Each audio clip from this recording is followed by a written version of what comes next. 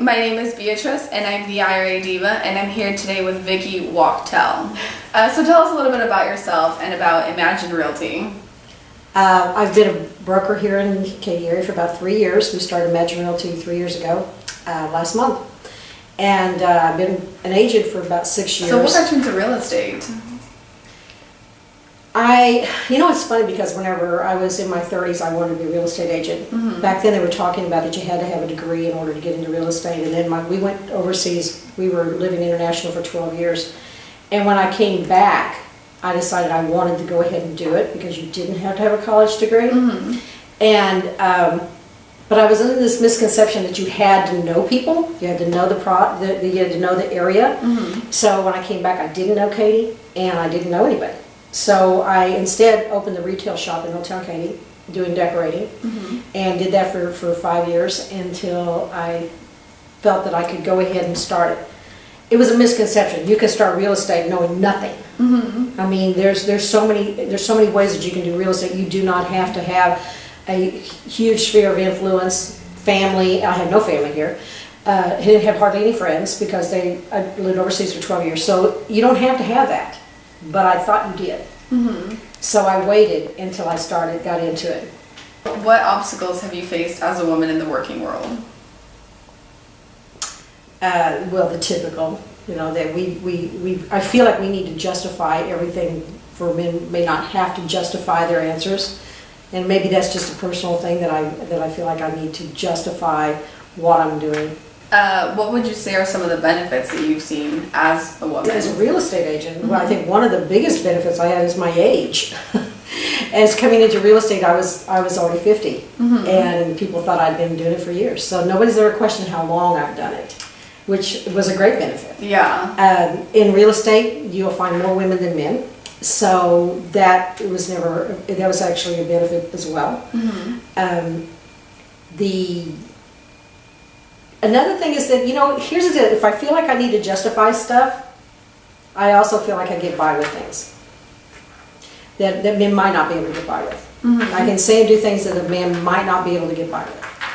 And as an older woman, I can say and do things that younger women can't get by with. Mm-hmm. So and I use that to my advantage. Mm-hmm. It's all a give and take.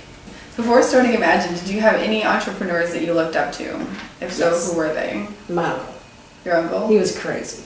My dad and my uncle were so close, Mhm. and my dad was so conservative and so cautious and so careful about everything, and my uncle just threw it all to the wind, and wherever it landed, that's the way it was. And he started, I can't tell you how many businesses he started, I don't know how many millions of dollars he made and lost, but he never lost his spirit to say, yeah, hey, let's do it. Anything you put in front of him, he'd go, we can do that. And I love that about him. And I like to think that I carry that on with people that I work with. There are no obstacles to what we can do except here. Mm-hmm. We can do anything we want to do. We just got to want it.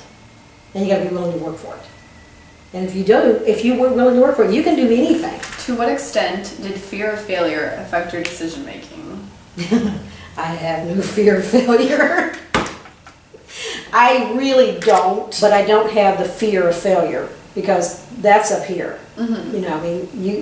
You can have setbacks, but every one of those can be a learning experience. So if you take that and learn from it, that won't happen again.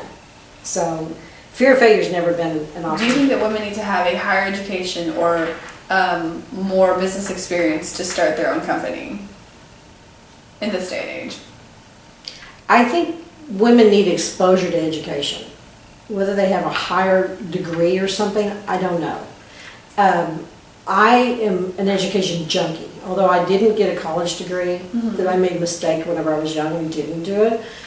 But at the same time, I think because I didn't do it then, it pushes me to do more education now. Mm-hmm. And I've got over 1,000 hours in real estate, and I'm still taking classes. If a new class comes up, I'm taking it because there's always something you can learn.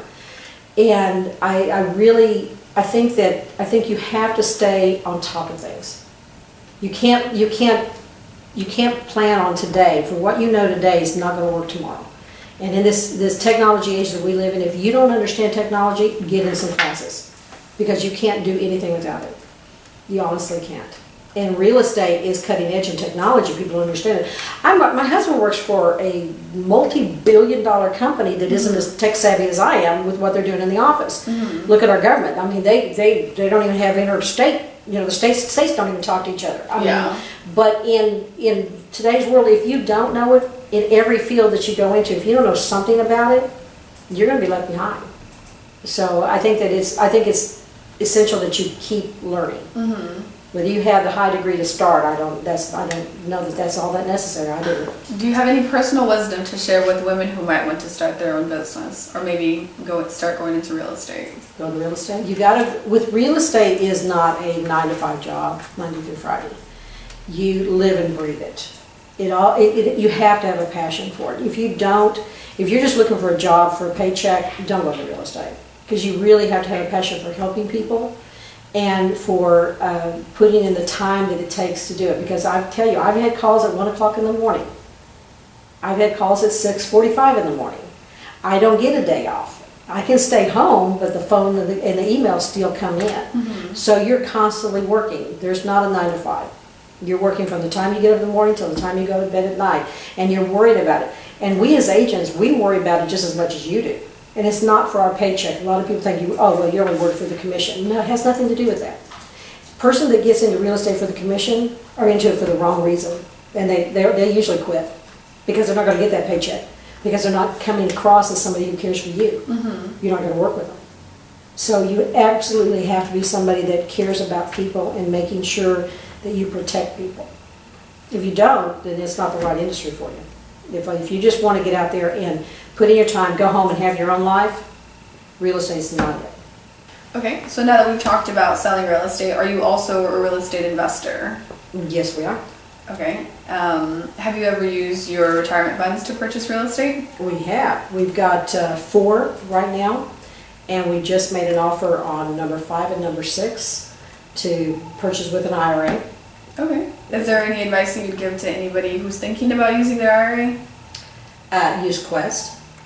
It makes my life a lot easier. They've got it down, so it's just so simple to do it.